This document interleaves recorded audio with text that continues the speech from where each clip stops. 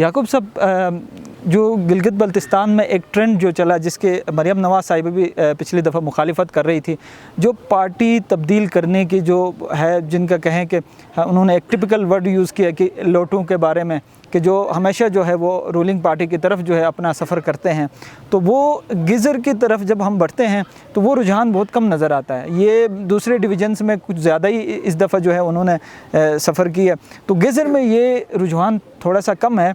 तो आप थोड़ा सा ओवरऑल GB के ये जो एक रवायत है, रीत रवायत है रूलिंग पार्टी की तरफ जाना, आप क्या समझते हैं कि ये इसकी हौसला शिकनी होनी चाहिए कि नहीं? जी बिल्कुल सर, आपने बहुत अच्छा सवाल पूछा। तो इसको हम आम अल्फाज में सियासी बददियानती कहेंगे। तो ये एक नासूर है हमारे गिलगित बल्तिस्तान के अंदर। इसके भी फिर जो है ना, इसके पस पर्दे कुछ मामलात हैं। गिलगित बल्तिस्तान में ये जो लोटा करेसी है, इसका एक बुनियादी वजह यह है कि यहाँ के जो इंतखाबात हैं, जब तक यहाँ के इंतखाबात वफाक के जो इंतखाबात होते हैं पाकिस्तान के अंदर, उनके एक साथ नहीं होगा तो ये लोटा करेसी जो है ना वो कभी ख़त्म नहीं होगी। हमने देखा कि गिलगित बल्तिस्तान के अंदर एक चीज़ वो हमें नज़र आ रहा है। हम 2004 के इलेक्शन की बात करें, उससे पहले की भी इलेक्शन की हम बात करें, जब से यहाँ पर पार्टी बुनियादों पर इलेक्शन हुए हैं, तो हमने देखा है कि वही पार्टी यहाँ पर रूल करती है जो वफाक में जिसकी हुकूमत हो। इवन देन आप दूर न जाएँ, आप मुशर्रफ दौर में जो है ना, जब 2004 के इलेक्शन है, उस वक्त टोटल 4 लोग जीते थे इनके गिलगित बल्तिस्तान में, मुशर्रफ लीग के 4 लोग जीते थे 24 सीटों में। बावजूद इसके उन्होंने इधर उधर करके टेक्नोक्रेट ला के इधर से आज़ाद उम्मीदवार हैं उन सबको शामिल करके उन्होंने हुकूमत बना दिया।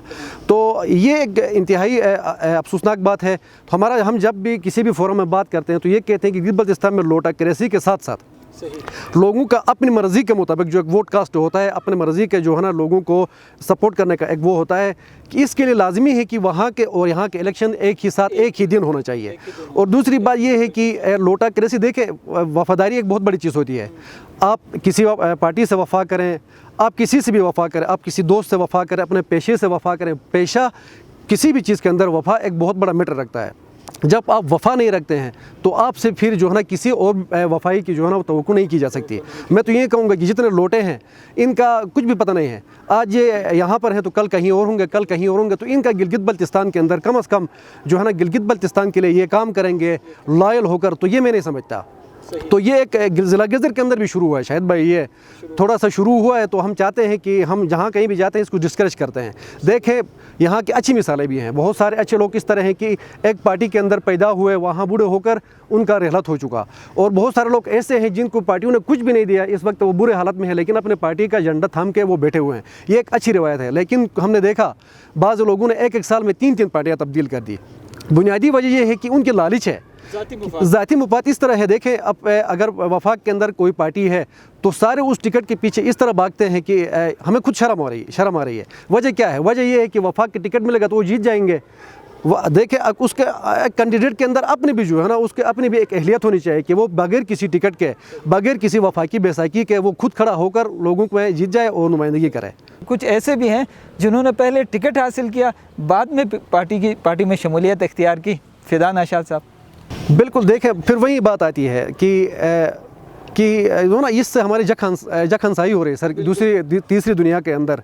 कि अब फिदा नौशाद इस वक्त सिटिंग स्पीकर थे किसी पार्टी के, सिटिंग स्पीकर होकर अपना एजेंडा भी उसके साथ था, गाड़ी भी उसके साथ थी, जाकर PTI के अंदर शामिल हो गए। आपने उसके डॉक्टर इकबाल के आपने देख लिया हल्का 3 में।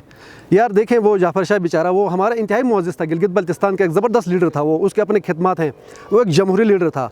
अब उसका सोयुम नहीं हुआ, जाकर टिकट के लिए दूसरे दिन के अंदर पार्टी में शामिल हो गए। ये अच्छी रवायत नहीं है। अच्छी रवायत जो सब कैसे ख़त्म होगी ये रीत रवायत, जो गिलगित बल्तिस्तान में पार्टी की अमूमन रूलिंग पार्टी की तरफ जो रुझान बढ़ता है, ये कब और कैसे ख़त्म होगा? याकूब साहब ने बिल्कुल बेहतरीन उनको एक मशवरा, ये तो हम शुरू से कहते आ रहे हैं कि जो GB के इंतखाबात है वो फेडरल के साथ होने चाहिए, ये कैसे पॉसिबल है? देखो एक तो बात ये बिल्कुल सर, मैं याकूब की बात से इत्तेफाक करता हूँ। जब वहाँ इंतखाबात 2 साल पहले होते हैं, यहाँ पे 2 साल बाद होते हैं, तो हर एक की कोशिश होती है कि मुझे हुकूमत की भी सपोर्ट हो, इदारे की भी सपोर्ट हो और फिर मैं जीत सकूं। तो ये एक तासुर उस वक़्त जब ये कंबाइन इलेक्शन होंगे पाकिस्तान के साथ, उसी दिन यहाँ भी इलेक्शन होंगे, तो ये एक तासुर ख़त्म हो सकता है। दूसरी बात मैं देख रहा हूँ गिज़र में ये बहुत कम है, गिज़र में बहुत कम है। यहाँ के लोग खुद इनको नज़रअंदाज करते हैं, ऐसे लोगों को। अब जैसे मैं एक मिसाल दे दूँ, पिछले दफ़ा फिदा खान फिदा जो है आज़ाद इलेक्शन लड़ा था वो जीत गया यहाँ पे, सही, ठीक है। और उसको वो जाके फ़ौरन पार्टी में शामिल हो गए, वज़ीर बने और वजारत ख़त्म हो गई, इधर आके इलेक्शन के दिन आ गए, टिकट उसको नहीं मिला तो वो जाके जो ना वो इंडिपेंडेंट लड़ रहा है। तो ऐसे लोगों से यहाँ के अवाम खुद भी जो है ना, वोटर भी उनसे अभी मतलब ज़्यादा मोहब्बत नहीं करते हैं अपने उन लीडरों से। एक तो ऐसे ख़त्म होगा, अवाम में शऊर आ रहा है अभी। जैसे अभी गिलगित बल्तिस्तान के 2015 के इलेक्शन और इस इलेक्शन में बहुत बड़ा फ़र्क हमें नज़र आता है। यहाँ एक बात याकूब ने जो कहा ना, बल्दियाती इलेक्शन ना होने की वजह से हर आदमी जो है एनए के कैंडिडेट बना है, ये भी एक अवेयरनेस है।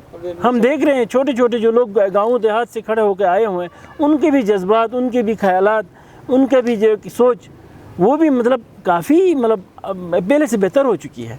तो ये मतलब मैं समझता हूँ ये लोटक क्रेसी जो आप सियासतदान ये लफ्ज़ इस्तेमाल करते हैं ये वाकई है। अब जैसे आप दरेल की बात करें, हैदर खान जो नून का मिनिस्टर था, जैसे ही उनकी वजारत ख़त्म हो गई उसने जाके तहरीक इंसाफ में शमूलियत कर ली। और इसी तरह जो है मतलब कुछ लोग यहाँ ये भी समझते हैं कि इदारों के ज़रिए यहाँ पे लोग हाईजेक होते हैं, लेकिन ऐसा मुझे कोई नज़र नहीं आता है क्योंकि 20 सालों से मैं इलेक्शन देख रहा हूँ, आज तक किसी कैंडिडेट की तरफ से ये ऑब्जेक्शन नहीं आया या ये शिकायत नहीं आई कि मुझे इदारे वालों ने किसी ने थ्रेट किया जिसकी वजह से मैं इस पार्टी में जा रहा हूँ, ये मेरी मजबूरी है, ऐसा भी नहीं है। तो एक तो ये अवाम में शऊर आया तो ये जो ट्रेंड है ये ख़त्म हो सकता है। अवाम को भी चाहिए कि ऐसे लोगों को देखो। जो बंदा याकूब ने एक बात बिल्कुल सही कहा, कुछ लोग पैदा हुए जब से उन्होंने होश संभाला, सियासी सोच संभाला उसी पार्टी में, और जो मर गए फिर उसी पार्टी में। जैसे आप गिजर के मीर अकबर साहब का मिसाल ले लें, अजीज़ अहमद की आप मिसाल ले लें, बहुत सारे लोग यहाँ नून के भी कुछ ऐसे लोग हैं यहाँ पे। तो पीटीआई को जो रूलिंग पार्टी को इस दफ़ा जो मुश्किलात है उसकी वजह ये भी है कि मतलब जो लोग पहले से थे उनको एतमाद में लिए बगैर दूसरों को टिकट दिया गया, तो यहाँ दड़ेबंदी हो गई।